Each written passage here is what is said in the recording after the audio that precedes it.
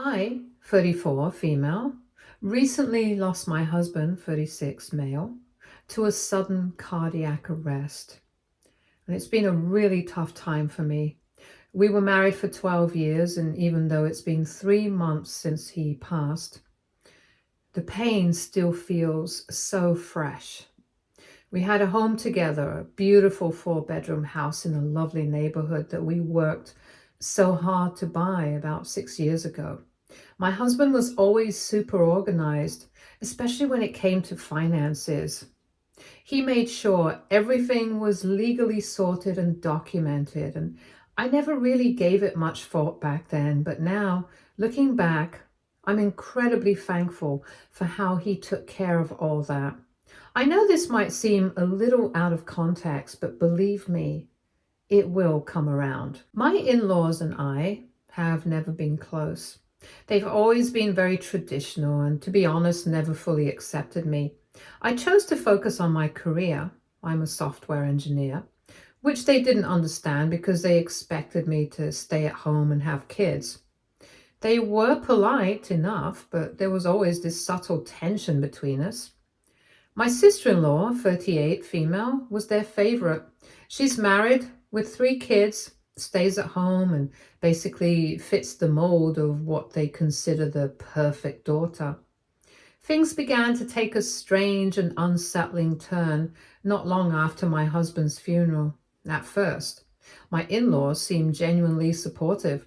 They brought food, helped with arrangements, and even offered kind words.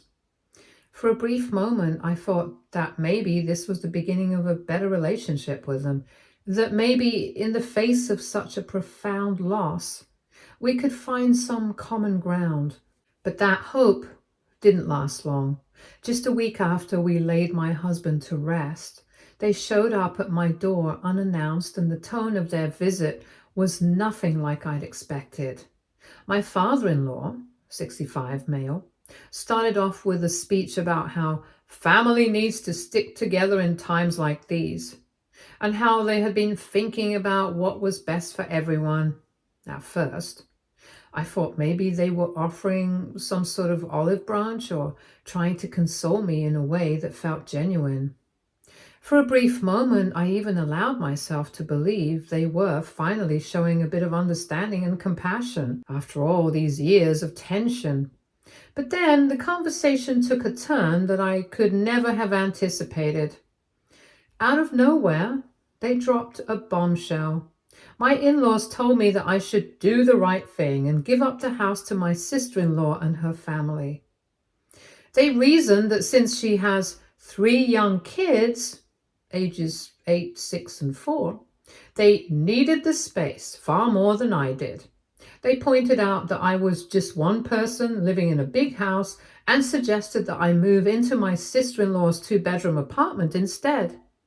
To top it off, they even had the nerve to suggest that I pay her rent as part of this arrangement. According to them, this was what my husband would have wanted. I was stunned. Their words felt like a slap in the face. How could they be so cold and insensitive? I couldn't believe what I was hearing. I felt completely blindsided and deeply hurt. It had only been days since I lost my husband, the person I had built a life with for 12 years, and already his family was trying to take away the home we had created together. It was as if my grief didn't matter to them at all. When I refused to entertain the idea, things escalated quickly. They began making outrageous claims, saying that because my husband was their son, they had the right to decide what happened to his property. They accused me of being selfish and disrespecting his memory by not helping my sister-in-law. My mother-in-law even started crying, saying I was tearing the family apart and dishonoring my husband's wishes. I couldn't wrap my head around how they could behave like this. It felt like they didn't care about my grief or the pain I was going through.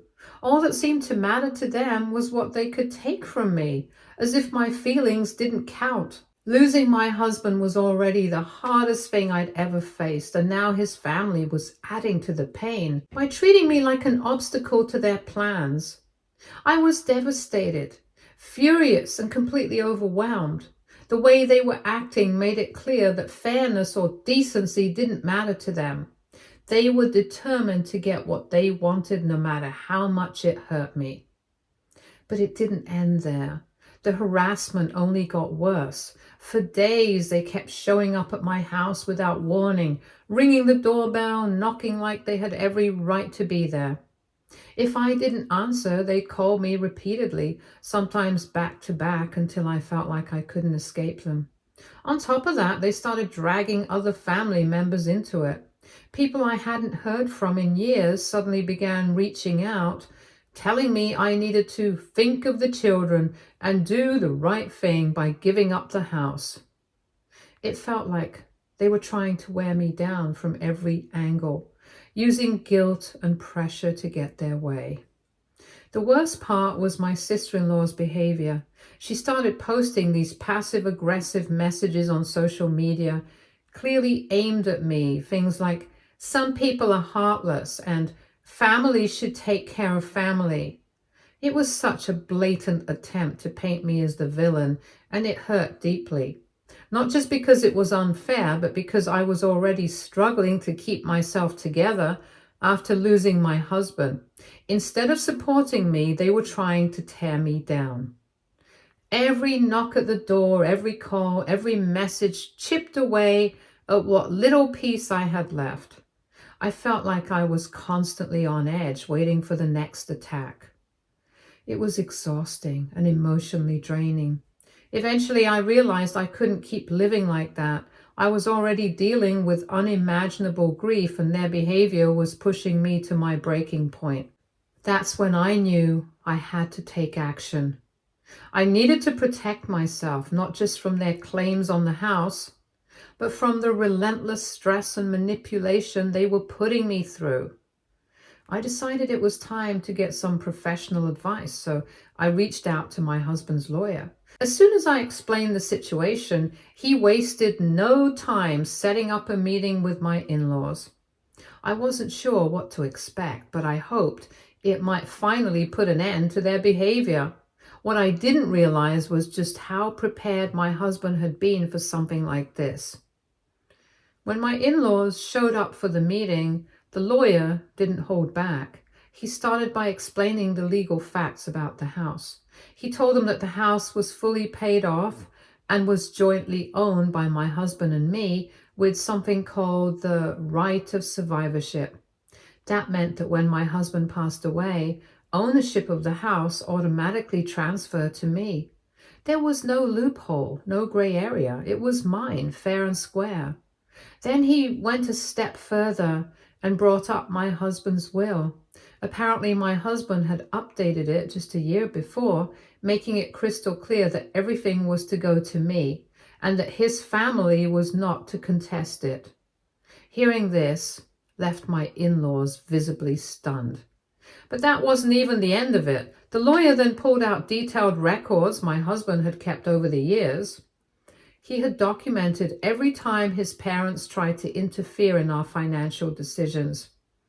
There were notes about the times they pressured him to make big purchases, like buying them a vacation home, and even instances where they had tried to meddle in our plans for the future.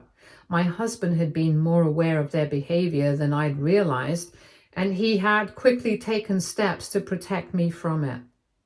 The biggest shock came when the lawyer handed them a letter. One my husband had written and specifically asked to be shared only if his family ever tried to contest the will or harass me after his death.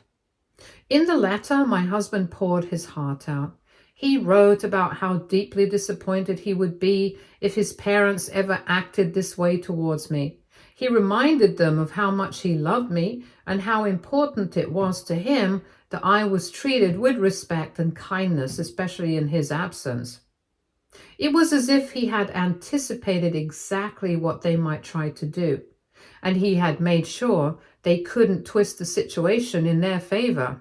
The room was silent after the lawyer finished. My in-laws looked completely taken aback, and for the first time, they didn't seem to have anything to say. It was clear that my husband's words had struck a nerve, and I could only hope they'd finally understand how wrong their behavior had been. For me, hearing how much thought my husband had put into protecting me brought a mix of emotions: grief, love, and an overwhelming sense of gratitude. Even in his absence, he was standing up for me, and that gave me the strength to keep moving forward.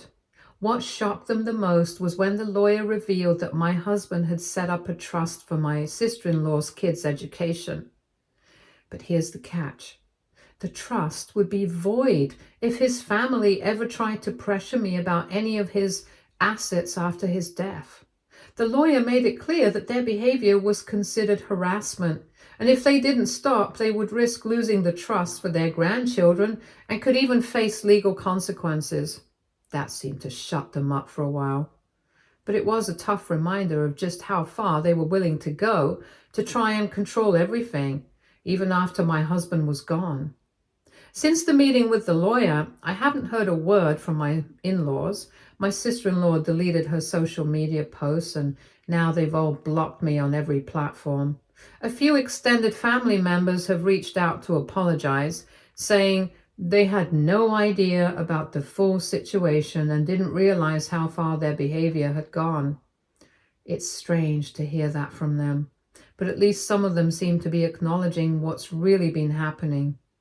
Right now, I'm feeling so conflicted. On one hand, I'm relieved that my husband took steps to protect me even after his death. I'm grateful that he made sure I wouldn't be pushed around by his family. But at the same time, it breaks my heart that his family turned on me so quickly. It feels like they didn't care about me at all and just saw me as someone to manipulate for their own benefit. I thought they would be more supportive, especially after everything I'd been through, but instead, they made this difficult time even harder. I can't help but wonder if I could have handled it differently. Maybe I could have tried to talk things out with them before going to the lawyer. But honestly, the pressure and the guilt tripping felt overwhelming, and I don't know if I could have done much more without completely breaking down. Was it too harsh to involve the lawyer? It feels like the right decision now, but it also makes me feel like I've lost even more than just my husband. This whole situation has made the grief even harder to bear. I miss him so much. And dealing with his family's behavior just adds another layer of pain that I wasn't prepared for. Update 1. Hi everybody. It's been a few days since I shared what happened, and I've been honestly overwhelmed by all the support and kindness from so many of you. First off, I just want to say thank you to everyone who took the time to comment and reach out. Your thoughtful words and advice have really helped me feel less alone during such a tough time. I'm really glad I listened to some of you who suggested taking extra precautions for my safety. It wasn't something I initially thought much about, but now that I've done it, I feel so much better. The first thing I did was change all the locks on the house. It's one of those things that seems small, but it gave me a sense of control and security that I desperately needed. I also installed a doorbell camera, and honestly, I wish I'd done that sooner. It's such a relief being able to see who's at the door without having to open it, and it's especially useful now when I'm feeling a bit on edge. Thankfully, my in-laws haven't shown up again, but just knowing I have these measures in place gives me some peace of mind. It's one less thing to worry about in the middle of all this chaos. Of course, just as I was starting to feel a little more settled, I got a letter from my in-laws' lawyer. I knew it was coming at some point. They're nothing if not persistent, but it still managed to throw me off. In the letter, they claimed they were entitled to the house because, according to them, it was a family purchase. Reading that made my blood boil. It's such a blatant lie. My husband and I worked hard to buy this house together. We saved up for years and made it happen with our own money. There was no family involvement, financial or otherwise. The house was our dream, something we built together, and for them to try and rewrite history like that was infuriating. I forwarded the letter to my lawyer right away, and thankfully he was quick to reassure me. He said their claims were completely unfounded and had no legal basis whatsoever. He told me not to worry about it and to let him handle everything, which was a huge relief. Still, it's hard not to get upset when they keep coming at me like this. It feels like they're trying to grind me down, hoping I'll eventually give up and give in to their demands. But I've made up my mind. I'm not going to let them win. This is my home, and I'm not going to let them bully me into giving it up. On another note, some of you had asked about the trust my husband set up for his nieces and nephews, and after seeing your comments, I decided to dig into it a bit with my lawyer. What I found out honestly brought tears to my eyes. My husband had set aside $100,000 for each of the kids to use for their education. That's such a huge, thoughtful thing to do, and it really shows how much he cared about his family. Even with all the drama and tension with his parents, he wanted to make sure his nieces and nephews would have the chance to build a better future for themselves. It's just one more reminder of the kind of person he was, generous, forward-thinking, and deeply loving. What's hard to wrap my head around is how his parents could be willing to risk all of that by trying to take the house from me. They could have jeopardized the entire trust. It's beyond selfish and it's downright reckless. It's hard to believe they'd put their own greed above something as important as their grandchildren's education. It's heartbreaking and infuriating all at once. My husband wanted so much for his family, and it's painful to see how little they value his wishes. But no matter what they do, I'm determined to honor him and protect what he worked so hard to create, both for me and for those kids. I recently found out something else that just added to the frustration. My husband's best friend told me that my in-laws have been spreading rumors about me, saying I blindsided them with legal action. According to them, they were just trying to help. And I completely overreacted. It's honestly so upsetting because that's not even close to the truth. They're trying to paint themselves as victims when all I've done is stand up for myself against their ridiculous demands. It feels so unfair. But at this point, I guess I shouldn't be surprised by anything they do. The silver lining in all of this is my husband's best friend. He's been such an amazing support. Not only has he been there for me emotionally, but he's also been calling them out on their lies. He's even shown people screenshots of my sister-in-law's old deleted social media posts, the ones where she was throwing shade at me and trying to guilt trip me. Thanks to him, people are seeing through their fake narrative. I can't even put into words how much I appreciate him for standing up for me. It's comforting to know that not everyone is buying into their story and that I have people in my corner. Emotionally, though, this whole situation has been draining. Everywhere I look in the house, I see memories of my husband and the life we built together. We poured so much love and effort into this place. Like the time we spent weekends doing little renovations, or how we carefully choose furniture and decorations that felt like us. This house was our safe space, our sanctuary. Now, those beautiful memories are clouded by everything his family has done, and it's such a hard mix of emotions to process. I want to focus on the love and happiness we shared, but the anger and hurt from their betrayal keeps creeping in. Despite all of that, I'm doing my best to move forward. I've decided that I'm not going to let them ruin this house for me. This is my home and I'm reclaiming it piece by piece. I've started reorganizing some rooms and making little changes here and there to help it feel like my own space again. I bought some fresh flowers for the living room, which has actually brightened the space more than I expected. I also put up new curtains in the kitchen, and they've completely changed the vibe of the room. It's a small thing, but it feels like progress.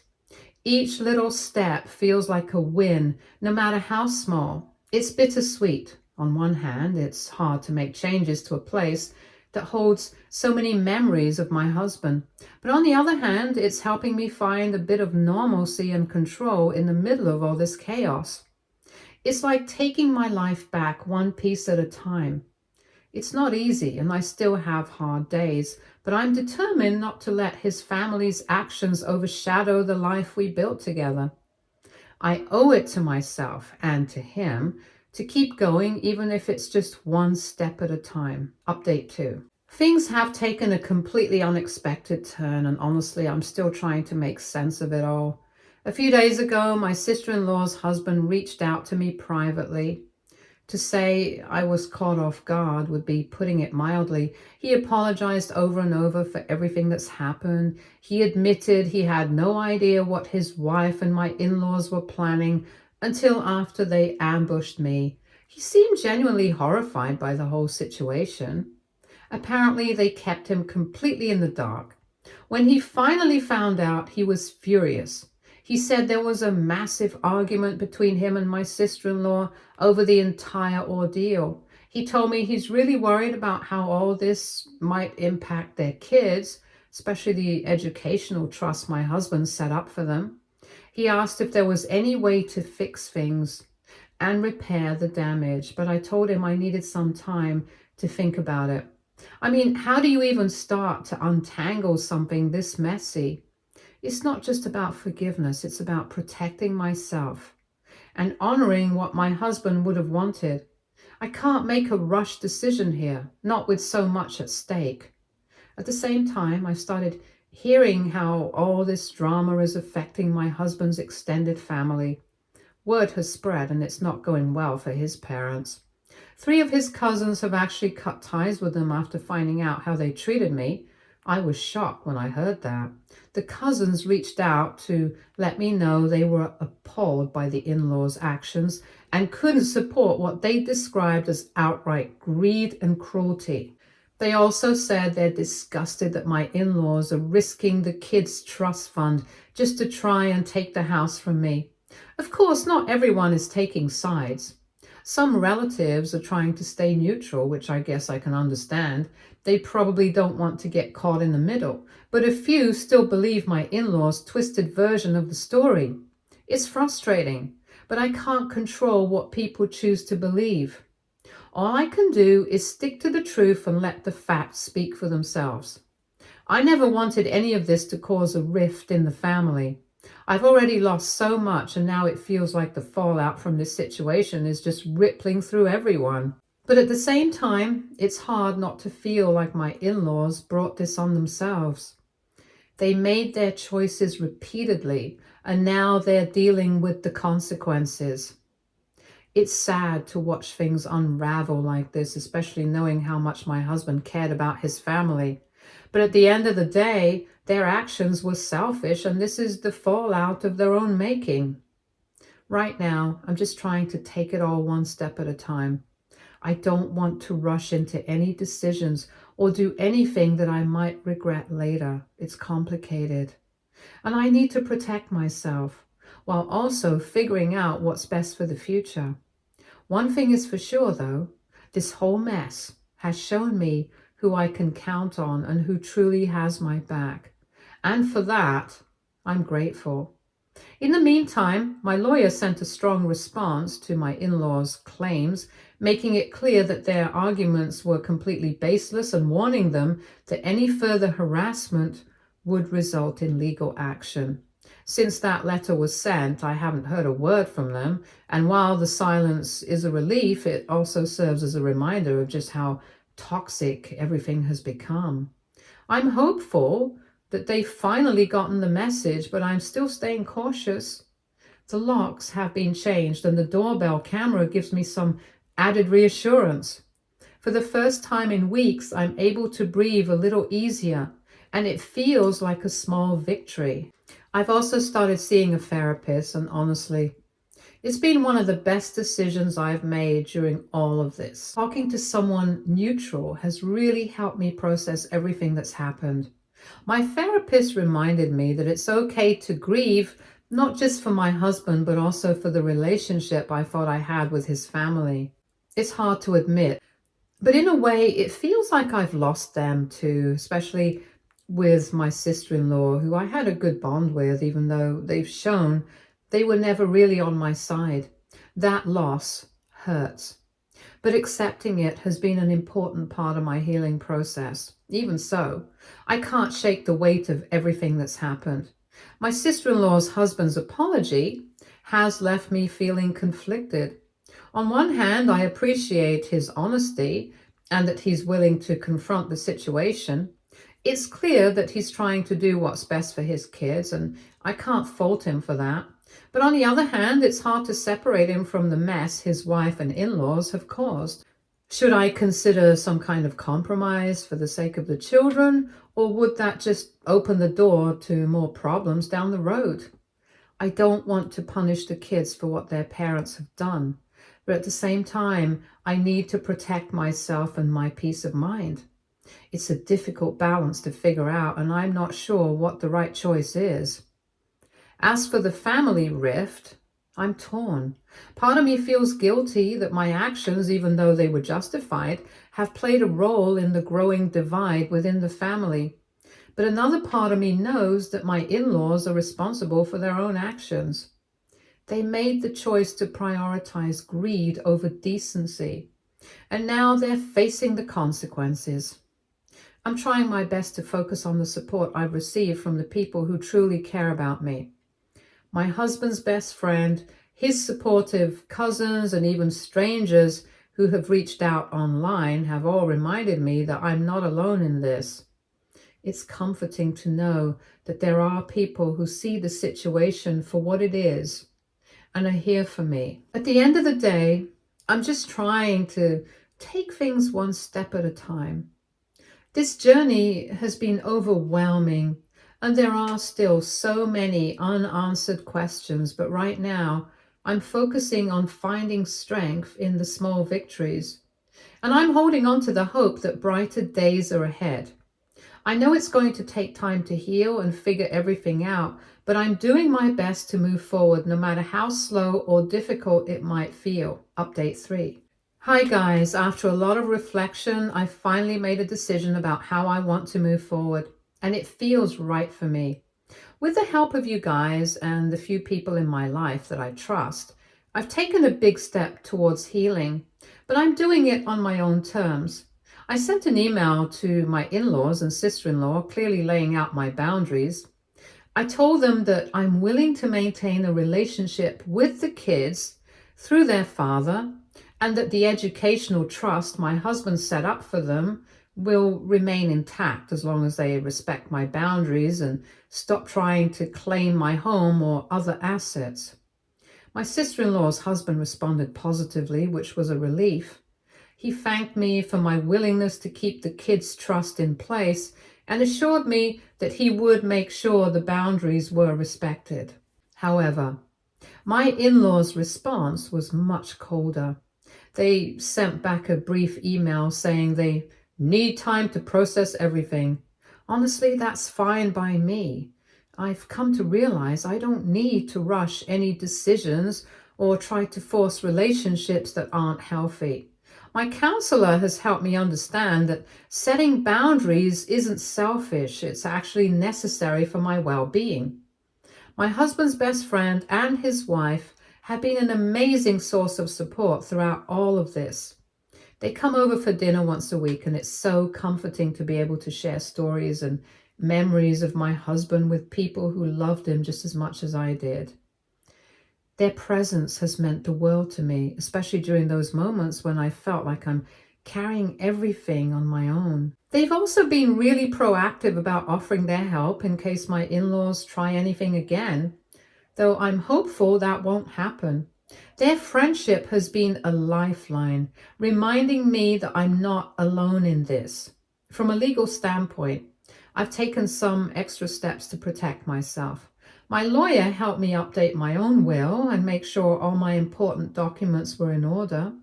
It's not something I ever expected to deal with at this point in my life, but it's given me peace of mind.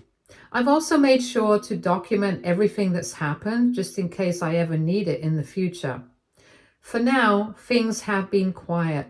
My in-laws haven't tried to contact me again, and I'm hopeful that they finally realize they have no case. I want to take a moment to thank everyone who has supported me during this whole ordeal. Your encouragement, advice, and kindness have meant more to me than I can truly express. This journey has been incredibly difficult, and at times it has felt like an uphill battle. But knowing that there are people who genuinely care about me has given me strength when I need it the most. Sometimes family isn't just about blood, it's about the people who stand by you when everything falls apart.